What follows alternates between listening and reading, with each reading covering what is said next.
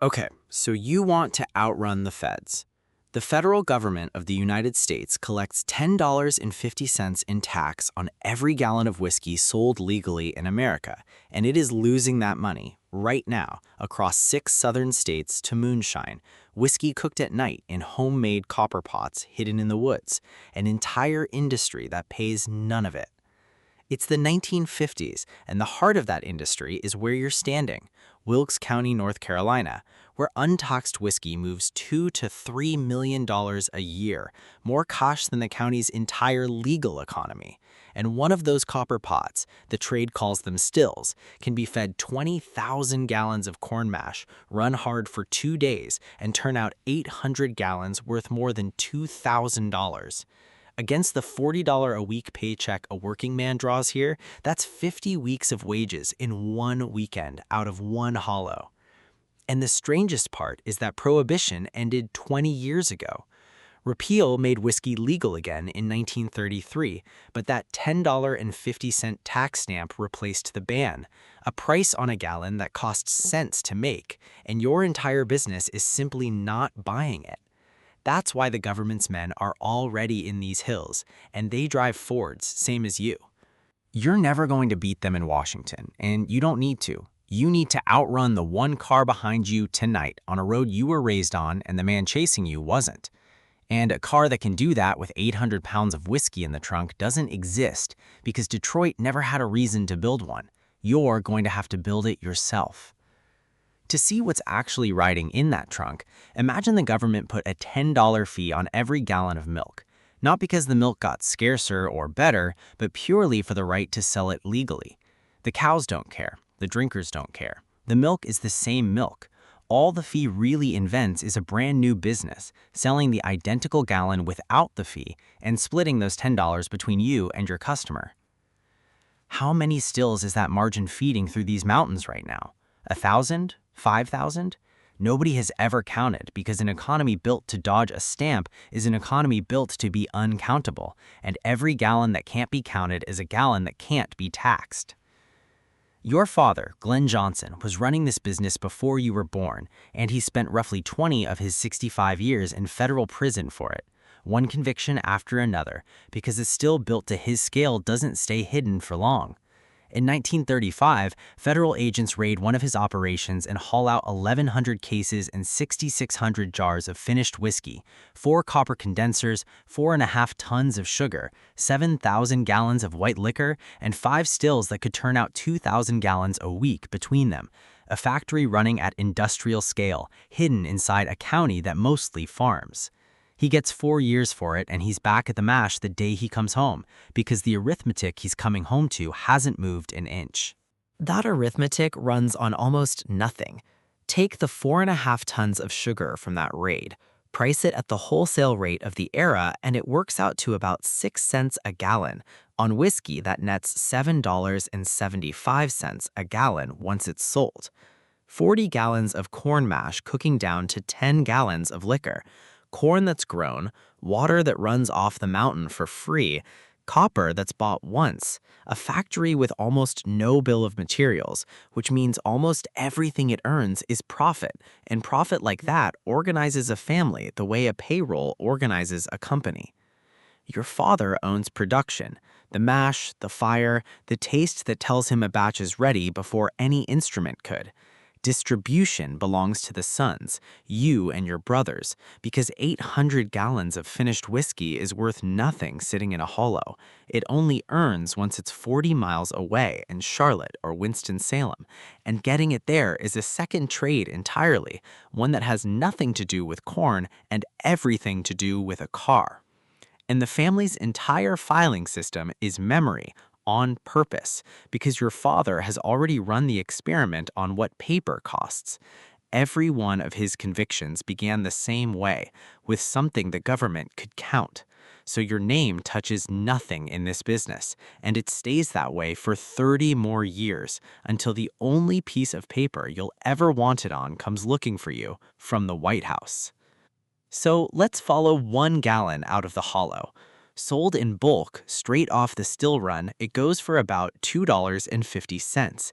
That's the 800-gallon lot changing hands for more than $2,000 in one sale, one buyer, one night.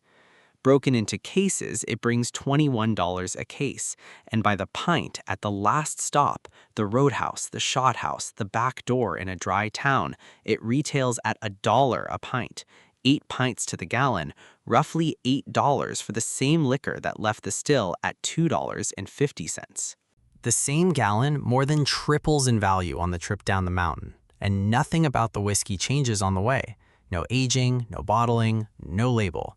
The entire markup is payment for one thing: moving untaxed liquor through country where getting caught moving it is the whole crime. Which is why the man behind the wheel is nobody's hired help.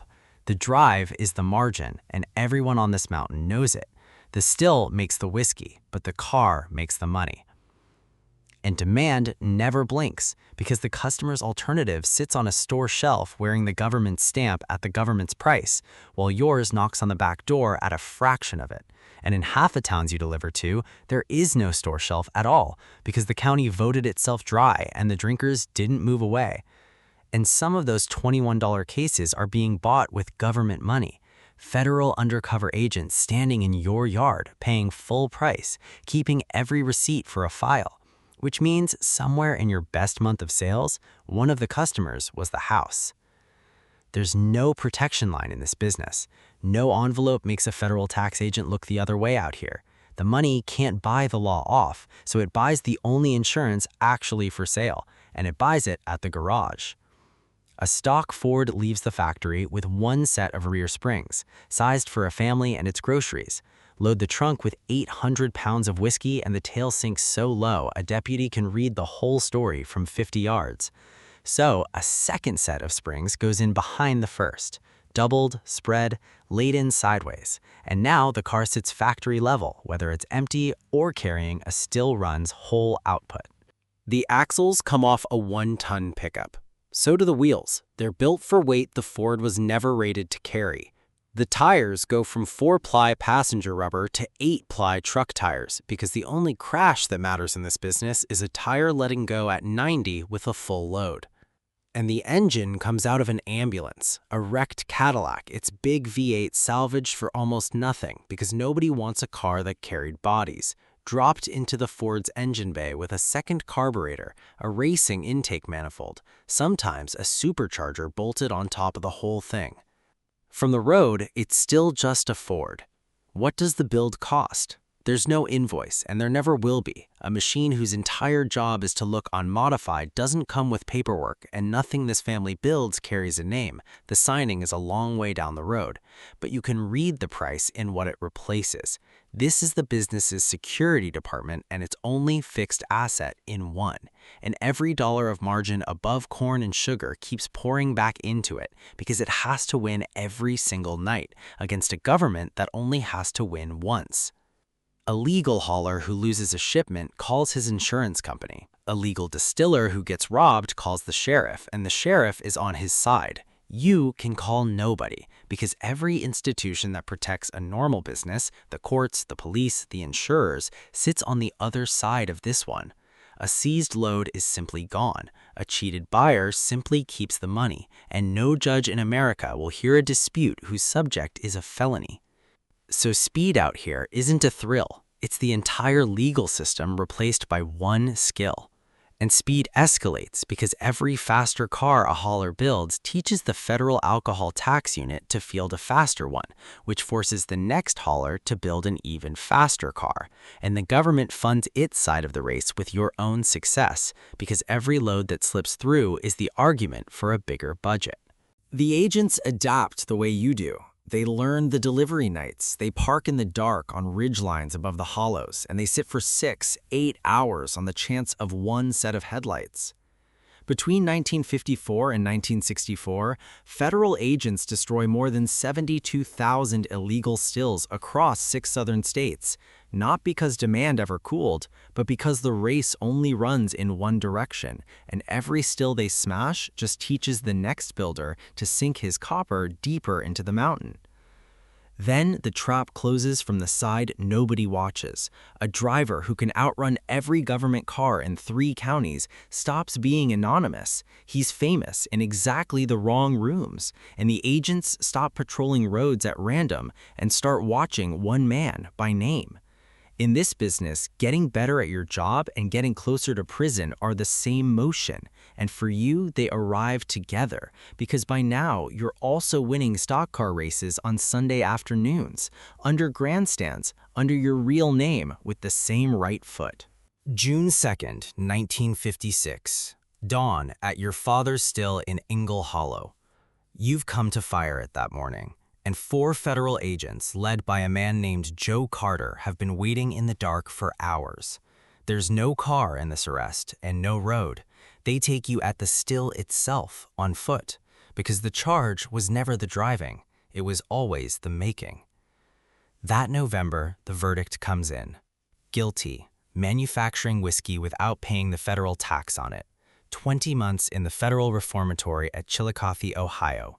A $5,000 fine for you, $5,000 more for your father, and $7,500 for your mother, Laura Bell Johnson, because the government's theory of this business is the correct one. It was always the whole family. You serve 11 months and 3 days. And that should be the end of the story. A family find, a still gone cold, a file stamped closed. It isn't even the middle, because the one skill the government never managed to charge you for has already found a legal buyer. And the proof came 7 years before your arrest, in front of 13,000 people. June 19th, 1949, Charlotte Speedway, the very first race of NASCAR's new strictly stock series. A $5,000 purse with $2,000 to the winner. A whole still runs money for one afternoon of driving in daylight. A driver named Glenn Dunaway crosses the line first and is disqualified on the spot when inspectors crawl under the car and find the rear springs spread and doubled, the bootlegger's trick, built into a race car for exactly the reason it was built into yours. The owner, Hubert Westmoreland, sues NASCAR for $10,000, and the federal judge who throws the case out is Johnson J. Hayes, a Wilkes County man, from the same bench that spent decades sending moonshiners away. And that dismissal hands the young sport the one asset it needs most, the right to write its own rulebook and enforce it. The sport that just disqualified a moonshiner Springs will spend the next decade hiring moonshiners to drive.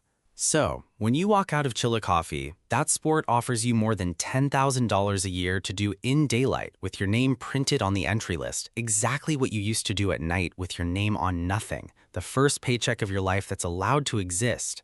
You take it, and across 313 starts, you win 50 races and 46 pole positions, with 148 top 10 finishes, 13 of those wins in one season, a record at the time. Then retire from the cockpit in 1966 and build the cars instead, taking 132 more wins and 6 championships as an owner. The same instinct that once judged how much weight a Ford's rear end could hide, now judging how much speed a rulebook could. And on December 26, 1985, President Ronald Reagan signs a full and unconditional pardon for the 1956 conviction, the piece of paper that finally comes looking for you, the one that closes the file Joe Carter opened at the still. And the name on it is Robert Glenn Johnson, Jr. He calls it the best Christmas gift he ever got. He never built another still. So, do you still want to outrun the feds? Subscribe if you do, because when a government prices a thing instead of banning it, somebody, somewhere is already building the fastest version of whatever slips through the gap. I'll see you in the next one.